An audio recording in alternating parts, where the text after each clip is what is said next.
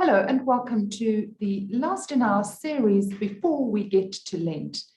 And the series that we've been looking at has been looking at gratitude.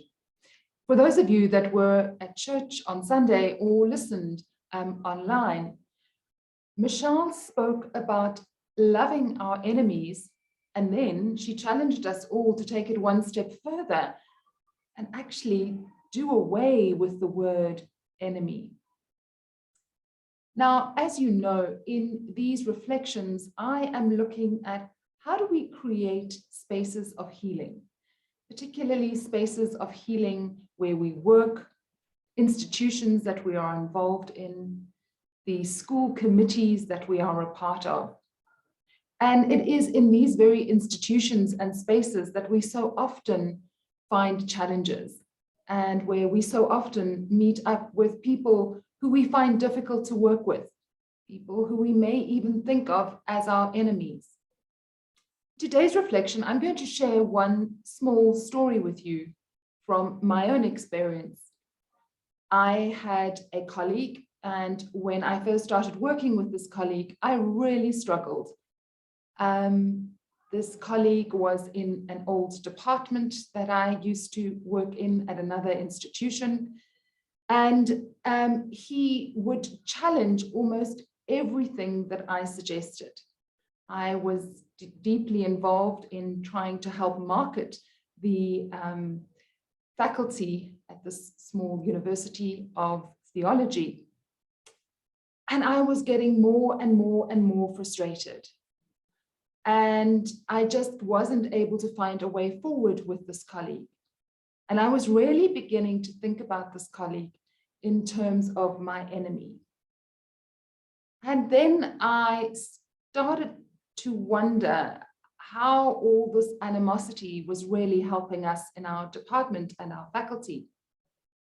And through some lengthy conversations with a very wise old professor who was then the head of department, he enabled me to see that maybe what was coming across as all this criticism towards my ideas could rather be seen as moments to step back and reflect.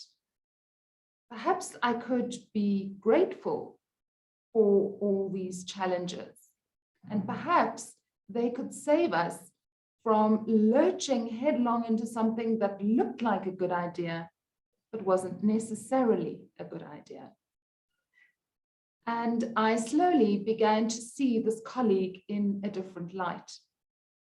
I slowly began to be grateful for all the challenges that this colleague brought to ideas that I had, particularly around marketing the faculty. And before I left this institution, the colleague and I actually became friends. So it was really a case of moving your enemy to becoming your friend. In all of this, and particularly once I became friends with this person, I learned that so much of what he was saying came from a place of his own fear. Many of you know this from Star Wars, but the idea of the Jedis is that fear leads to anger, and anger leads to hate, and hate leads to the dark side. And so as we reflect on who are our enemies and how do we let go of the idea of an enemy, to think about how can I reframe what these people are saying to something that is helpful for me, that I can be grateful for. And to go beyond that step and to say, what is my own fear? What is my fear that is being triggered by this other person that is making me angry and is making me see this person as an enemy? So as Michelle said, these ideas are deeply challenging, and none of us get this right. But I hope that this is just one more story following on from the stories Michelle shared with us on Sunday, that help us to see the power of gratitude and help us to transform our own thinking of our space in the world, how we react and live with each other, until each one of us is able to see God in one another, that we are beautifully and wonderfully made. Amen.